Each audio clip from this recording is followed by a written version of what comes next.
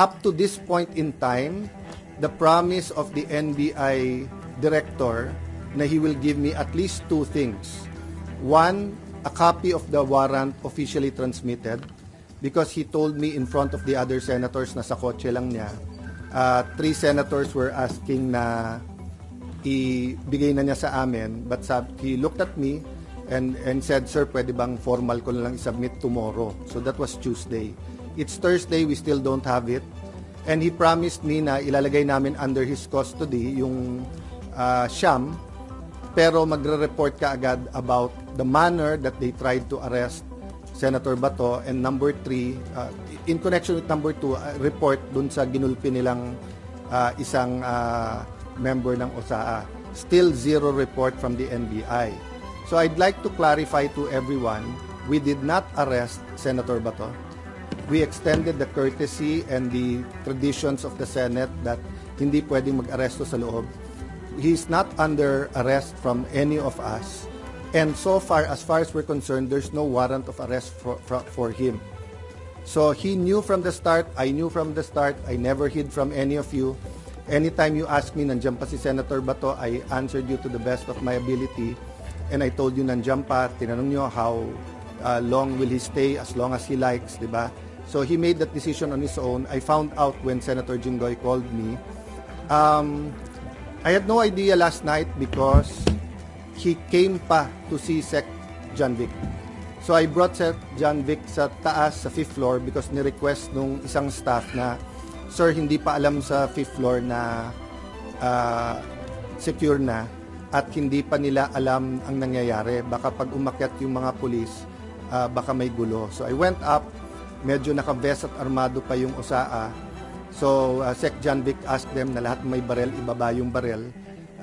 We explained the situation that OSAA is still in charge inside, but there's a joint investigation. Little did we know na hindi pa fully secured when we answered you, because nga may na-aresto actually kagabi. Diba? I think na-report nyo na lahat.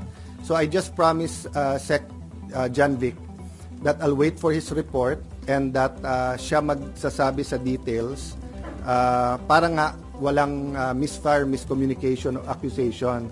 But since someone close to me sent me a text,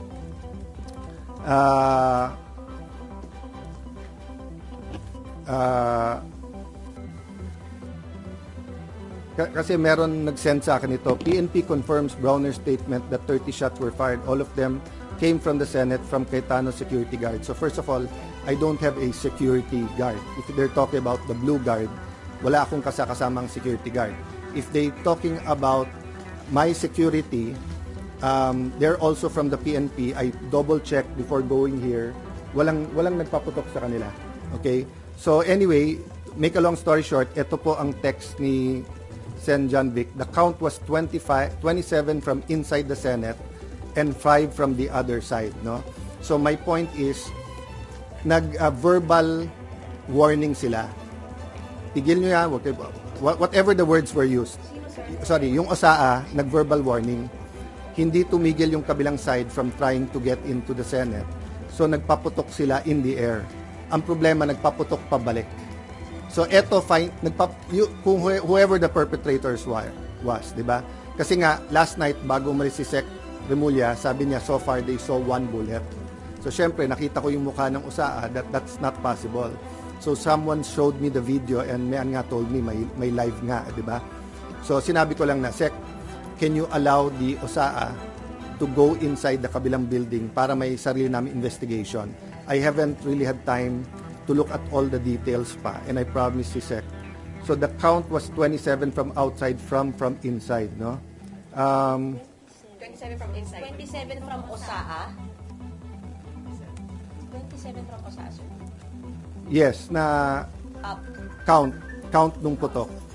From OSAA, yes. 5 from the kalaban. Yes. Kasi ang warning shot, itutuloy-tuloy mo yon until nga, kaya mo wina-warning, ayaw mo magkabarilan di ba? So kailangan umalis. But instead na umalis, nagputok pabalik. So I won't defend or say much more, yun lang. But eto, kararating lang sa akin yung text ni Sec Remulla. NBI had no warrant to serve. They were requested by GM Wick to secure the Senate building at 5 p.m.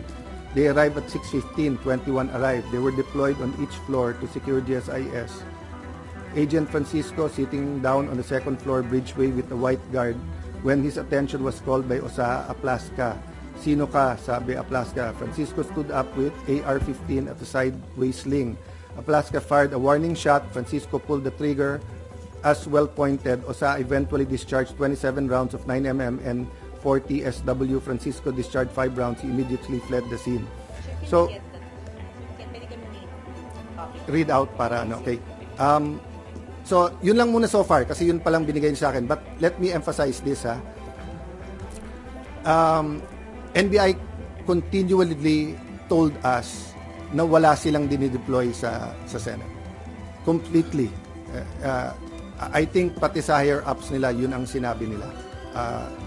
I haven't had the time to watch the news or to compare who said what, no. So kayo na ang mag-compare who is saying what, di ba? But time after time, in fact, Senator Loren got a text when we were having the caucus na sabi ni NBI Director, hindi daw niya sinabi na pinayagan sila ni Senator Soto. All the senators na kasama ko doon, napakarami, all said he did not only say it once, he said it 3 times. So, we can get to the truth if people tell the truth. Diba? But if the NBI is not going to be, it's not going to treat this thing with candor, meaning just tell us the truth, may problema tayo. But I can tell you, I have faith in the PNP and the DILG. They gave me their word. No? And for some, their word is not important, but I do believe kay General Nartates, Chief PNP, and kay Sec Remulla, nung sinabi nilang lalabas ang totoo dito, I believe in the word that they've given. Ang nagpaputok po kahapon, Osaa and yung armed na Marines. Kasama na po sa bilang yung 27, yung lahat na nagpaputok coming from the Senate force? I don't want to speculate kasi I just read to you yung sinabi sa akin. But kasi may nakita din ako na report or something sa Facebook. I haven't verified na the Marines were here to support but did not fire. So I'll wait for the report naman ng Osaa after meeting you. Ayoko kasi Osaa naman is under my jurisdiction, so I'll have them explain what they found so far. And we can say are from Osaa lang. Yun ang report ni Sec. John Vic. Okay. The 5 came from the Kalaban? Yes. Pataas, sir, or towards Osaa? Yun ang hindi ko masagot. Okay. May Sir, isang bullet daw sa taas. Kasi nga last night nung naghiwalay kami, so far daw isa pa lang, Tapos eto kasi sinabi ko kay Sec Remulla, I'll make sure na yung commitment ko not to influence or walang political angle yung aking explanation ng investigation.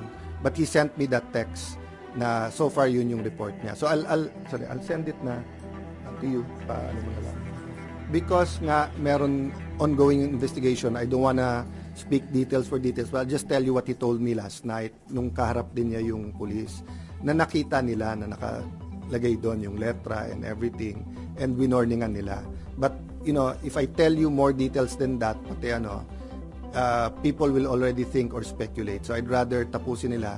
Ang sabi sa akin ni Sec. John Vic, bina-backtrace nila. They got a lot of IDs. Sa the guy na bumalik, pinabalik daw siya para kunin yung bag. Puno ng maraming IDs sa bag. So they got his fingerprints, bina-backtrace niya. When I left, they were bringing him to Pasay for inquest. So I haven't gotten the report. Unfortunately, pinauwi namin lahat ng lawyers kasi nung sinabing clear na, nakiusap din yung mga police so that their work is easier, paalisin na. But can I just mention this, guys, di ba?